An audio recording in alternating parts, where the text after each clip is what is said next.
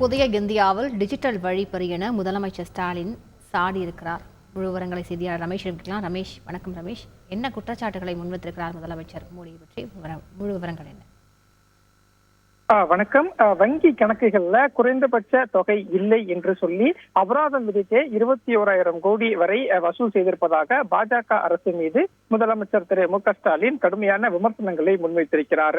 அதாவது ஆங்கில நாளிதழ்களில் வெளியாகியிருக்கக்கூடிய செய்தி ஒன்றை சுட்டிக்காட்டி திமுக தலைவரும் முதலமைச்சருமான திரு மு.க. ஸ்டாலின் சமூக வலைதளமான எக்ஸ் தளத்தில் ஒரு பதிவை வெளியிட்டிருக்கிறார். அந்த பதிவில் மோடியின் புதிய இந்தியாவில் டிஜிட்டல் வழிப்பறி என்று குறிப்பிட்டு ஒரு கருத்தை வெளியிட்டிருக்கிறார்.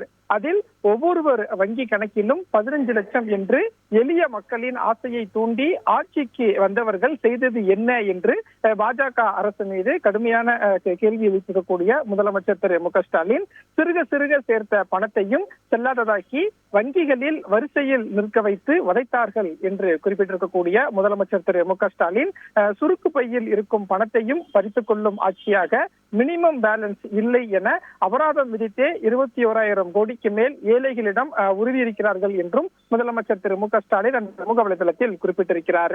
மேலும் கார்ப்பரேட்டுகளுக்கு பல லட்சம் கோடி கடன் தள்ளுபடி, கார்ப்பரேட் வரியை 30 விழுக்காட்டில் இருந்து 22 விழுக்காடாக குறைத்தது, அதே போல ஆண்டுதோறும் லட்சக்கணக்கான கோடிகளை வரிச்சலுகையாக அள்ளி தந்துவிட்டு அதை ஈடுகட்ட மனதில் ஈரமே இல்லாமல் அல்லற்படும் ஏழை மக்களிடம் அரசே இப்படி டிஜிட்டல் வழிப்பறி செய்வதை அனுமதிக்கலாமா என்றும் முதலமைச்சர் திரு மு.க. ஸ்டாலின் கேள்வி எழுப்பியிருக்கிறார்.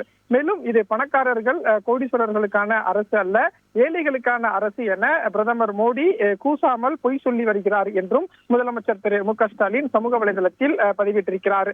மேலும் இவ்வளவு குற்றச்சாட்டுகளை முன்வைத்து இதுவா ஏழைகளின் நலன் காக்கும் அரசு என்றும் கேள்வி எழுப்பி மத்திய பாஜக அரசின் மீது விமர்சனத்தை முன்வைத்து சமூக வலைதளத்தில் ஒரு கருத்தை திமுக தலைவரும் முதலமைச்சருமான திரு மு.க. ஸ்டாலின் வெளியிட்டிருக்கிறார்.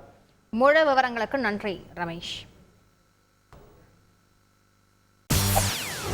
செய்திகளை உடனுக்குடன் தெரிந்து கொள்ள உடனே சப்ஸ்கிரைப் பண்ணுங்க.